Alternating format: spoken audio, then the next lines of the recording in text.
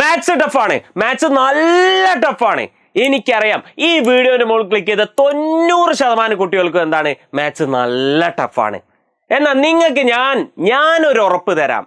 ഈ ഒരു 6 മിനിറ്റ് വൃത്തിക്ക് നിങ്ങൾ ഇവിടെ ഇരുന്ന് ശ്രദ്ധിക്കുകയാണെങ്കിൽ 9ാം ക്ലാസ്സിലെ പോളിനോമിയൽസ് അല്ലെങ്കിൽ എന്താണ് ബഹുപദങ്ങൾ എന്ന് പറഞ്ഞ ചാപ്റ്റർ ഞാൻ നിങ്ങൾക്ക് എന്താക്കി തരാം, സെറ്റാക്കി തൂഫാനാക്കി തരാം. ഈ ഒരു കുറഞ്ഞ സമയം കൊണ്ട് വെറും 2 ക്വസ്റ്റ്യൻ ചെയ്തുകൊണ്ട് ഈ 2 ക്വസ്റ്റ്യൻ നിങ്ങൾക്ക് ചെയ്യാൻ പറ്റിയ ഈ ചാപ്റ്റർ നിങ്ങൾക്ക് സെറ്റാണ്.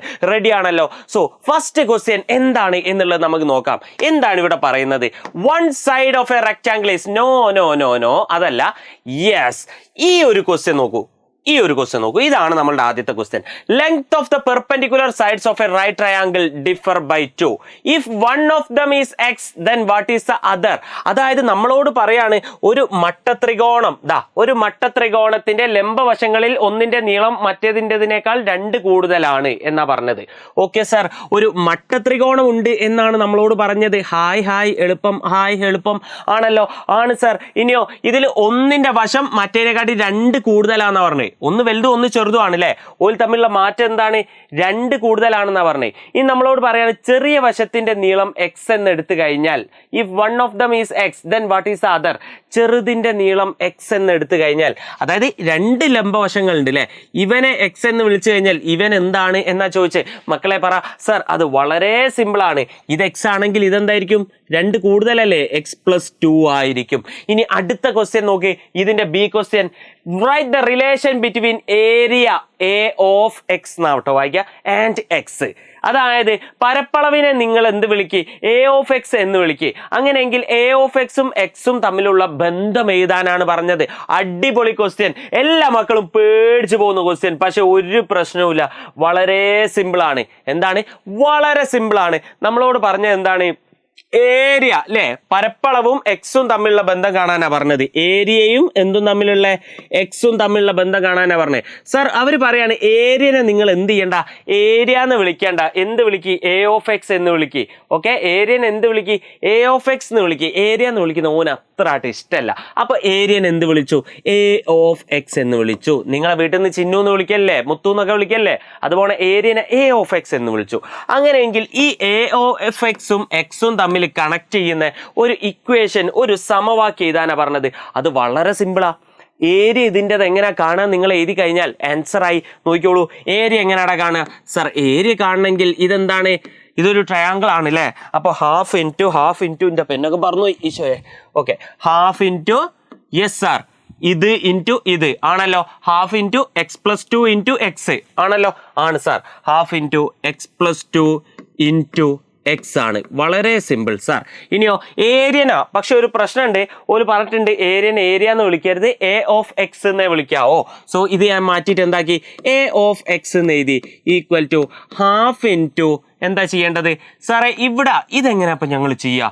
ഇത് സിമ്പിൾ അല്ലേ? ഈ എക്സിനെ ഈ എക്സ് കൊണ്ടും ഗുണിക്കണം, ഈ 2 കൊണ്ടും ഗുണിക്കണം. അപ്പോൾ എക്സ് ഇൻറ്റു എക്സ് എത്രയാണ് സർ? x² ആണ്. പ്ലസ് എക്സ് ഇൻറ്റു 2 എത്രയാണ്? 2x ആണ്. കഴിഞ്ഞു സാർ. ഇനി ഈ ഹാഫ് എന്ന് പറഞ്ഞു കഴിഞ്ഞാലും അകത്തുള്ള 2 ആക്കും വേണ്ടേ? വേണം സാർ. അപ്പോൾ ഹാഫ് ഉള്ളോട്ട് കൊടുത്തു കഴിഞ്ഞാൽ x² കൊടുത്തു കഴിഞ്ഞാൽ x²/2 പ്ലസ് ഹാഫ് ഇങ്ങോട്ട് കൊടുത്തു കഴിഞ്ഞാലോ സാർ 2x/2 എന്നാണ് വില വരിക. അപ്പൊ 2ഉം 2ഉം കട്ട് ചെയ്ത് പോയാൽ ആര് മാത്രമേ ഉള്ളൂ? എക്സ് മാത്രമേ ഉള്ളൂ. So a of x equal to x²/2 plus x. ഇതാണ് അവർ പറഞ്ഞ ഇക്വേഷൻ. നിങ്ങളൊക്കെ പലപ്പോഴും ഇത് സ്കിപ്പ് ചെയ്ത് പോയിട്ടില്ലേ? ഇനി ഇത് സ്കിപ്പ് ചെയ്യേണ്ട കാര്യമുണ്ടോ? ഒരു കാര്യമില്ല, സിംപ്ലി ആൻസർ കിട്ടിയില്ലേ? അങ്ങനെയെങ്കിൽ അടുത്ത ക്വസ്റ്റ്യൻ നോക്കടാ. ഇവിടെ നമ്മളോട് പറയാണ് ഇതേ സംഭവം തന്നെ, ഒരു റെക്റ്റാങ്കിളിനെ കുറിച്ചാണ് പറയുന്നത്. ഈ റെക്റ്റാങ്കിളിനെ കുറിച്ച് എന്താണ് ഇവിടെ പറയുന്നത്? ഈ റെക്റ്റാങ്കിളിനെ കുറിച്ച് ഇവിടെ പറയാണ് ഒരു സൈഡ് എന്ന് വെച്ച് കഴിഞ്ഞാൽ മറ്റേ സൈഡിനെക്കാട്ടിലും 11 കൂടുതലാണ്. ആൻഡ് ചെറിയ സൈഡിനെ എക്സ് എന്ന് വിളിച്ചു കഴിഞ്ഞാൽ വലിയ സൈഡ് എത്ര എന്നാ ചോദിച്ചത്? സിമ്പിൾ അല്ലേ സാർ?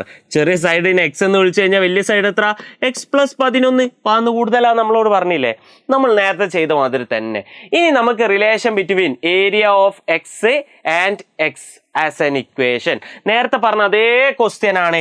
അതായത് ഇതിന്റെ ഏരിയനെ എന്ത് വിളിക്കുക എന്നാണ് പറഞ്ഞത്? ഏരിയനെ എ ഓഫ് എക്സ് എന്ന് വിളിക്കാനാണ് പറഞ്ഞത്. ഏരിയനെ എന്ത് വിളിക്കാനാണ് പറഞ്ഞത്? എ ഓഫ് എക്സ് എന്ന് വിളിക്കാനാണ് പറഞ്ഞത്. അങ്ങനെയെങ്കിൽ എ ഓഫ് എക്സും എക്സും തമ്മിലുള്ള കണക്ഷൻ ആണ് കണ്ടുപിടിക്കേണ്ടത്. റെഡി ആണല്ലോ? നേരത്തെ ചെയ്ത മാതിരി തന്നെ ചെയ്തു നോക്കടാ. ഏരിയ എന്ന് പറഞ്ഞു കഴിഞ്ഞാൽ നമുക്കൊക്കെ നേരത്തെ എന്തായിരുന്നു? അത് ട്രയാങ്കിൾ അല്ലെങ്കിൽ ത്രികോണായനും. പക്ഷെ ഇവിടെ എന്താ? ഇവിടെ ഇതൊരു ചതുരമാണ്. അപ്പൊ ഇതിന്റെ ഏരിയ എങ്ങനെ കാണുക? എക്സ് പ്ലസ് 11 ഇൻറ്റു എക്സ് അല്ലേ? അല്ലെങ്കിൽ X into X plus 11. Simple sir. X into X plus 11 ആണ്. ഇനിയോ ഈ എക്സിനെ അകത്തോട്ട് കയറ്റി ഗുണിച്ചു നോക്ക്. എക്സ് സ്ക്വയർ പ്ലസ് 11 എക്സ് ആണ് സാർ. പക്ഷെ ഒരു പ്രശ്നമുണ്ട്. ഏരിയനെ ഏരിയ എന്ന് വിളിക്കുന്ന ഓന് ഇഷ്ടമല്ല എന്ന് പറഞ്ഞേക്ക്. പകരം എന്ത് വിളിക്കണം? എ ഓഫ് എക്സ് എന്ന് വിളിക്കണം എന്നാ പറഞ്ഞത്. അപ്പോൾ a of x equal to x square plus 11 x. എത്ര ഈസി ആയിട്ടാണ് നമുക്ക് ഇതിന്റെ ആൻസർ കിട്ടുന്നതെന്ന് നിങ്ങൾ നോക്ക് മക്കളെ. വളരെ സിമ്പിൾ അല്ലേ? വളരെ സിമ്പിൾ അല്ലേ? ക്വസ്റ്റ്യന്റെ ആൻസർ എന്തായിരുന്നു? എക്സ് പ്ലസ് പാന്ന്. ഒരുത്തൻ എക്സ് ആണെങ്കിൽ മറ്റവനാര്. എത്ര സിമ്പിൾ ആയിട്ടാണ് നമുക്ക് ഇതിന്റെ ആൻസർ കിട്ടുന്നത് നോക്കൂ. സോ ഇത്രയും സിമ്പിൾ ആണ് സത്യം പറഞ്ഞാൽ ഈ ഒരു ചാപ്റ്റർ. ഇത്രയും വലിയ ക്വസ്റ്റ്യൻ കാണുമ്പോൾ, പ്രത്യേകിച്ച് അതിന്റെ ബ്രാക്കറ്റിന്റെ അകത്ത് എക്സ് എന്നൊക്കെ കാണുമ്പോൾ നിങ്ങളെ ബോധം അങ്ങ് പോയി പോകുന്നതാണ്. പക്ഷെ എത്ര സിമ്പിൾ ആയിട്ടാണ് നമ്മൾ ഇത് ചെയ്തത് നോക്കി. അത്രയും ഇത് സിമ്പിൾ ആണ്. സോ പലതും നിങ്ങളെയൊക്കെ പഠിപ്പിക്കുന്നതിന്റെ പ്രശ്നവും നിങ്ങൾക്ക് ഈ മാത്സിനോടുള്ള ആ ഒരു മെന്റാലിറ്റിന്റെ പ്രശ്നമൊക്കെ ആണ്. അല്ലാണ്ട് ഈ കാര്യങ്ങളോ മാത്സോ 9ാം ക്ലാസ്സോ ഒന്നും എന്തല്ലടാ, അത്ര ടഫ് അല്ല. അത് നിങ്ങൾക്ക് ബോധ്യപ്പെടുത്തി തരിക എന്നുള്ളത് എന്താണ്? എൻ്റെ ഒരു റെസ്പോൺസിബിലിറ്റി ആണ്. സോ മക്കളെ, നിങ്ങൾക്ക് എക്സാം വരാൻ പോവാണ്. വരുന്ന ശനിയാഴ്ച നമ്മൾ എന്ത് ചെയ്യുന്നുണ്ട്? രാവിലെ 8 മണിക്കൊരു ലൈവ് വെച്ചിട്ടുണ്ട്.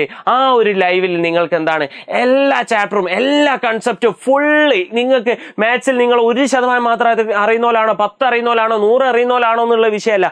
നിങ്ങളെ ഒന്നും അറിയാത്തവരാണെങ്കിൽ പോലും അവിടുന്ന് നിങ്ങളെ ഫുൾ മാർക്കിലേക്കും A+ലേക്കും എത്തിക്കാനുള്ള ഒരു കിടിലൻ ലൈവ് ആയിരിക്കും ഇത്. ഒരു കാരണവശാലും നിങ്ങൾക്ക് മിസ്സാക്കാൻ പാടില്ല.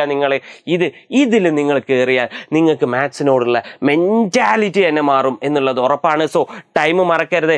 സമയം രാവിലെ 8 മണിക്കാണ്. ഇതിൻ്റെ തൊട്ട് താഴെ ആ ഒരു ലിങ്ക് കൊടുക്കുന്നുണ്ട്. അതിൽ കയറിയിട്ട് ലൈക്ക് ചെയ്യണം ആൻഡ് നോട്ടിഫൈ മീ ചെയ്ത് വെക്കുകയും വേണം.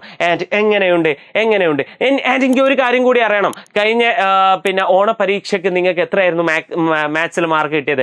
അതും കൂടി ജസ്റ്റ് ഒന്ന് കമന്റ് ചെയ്യുക. ഈ പറഞ്ഞ കാര്യങ്ങളൊക്കെ മനസ്സിലായോ എന്നുള്ളതൊന്ന് കമന്റ് ചെയ്യുക. മാർക്ക് നിർബന്ധമാണ്. Okay, see you, by.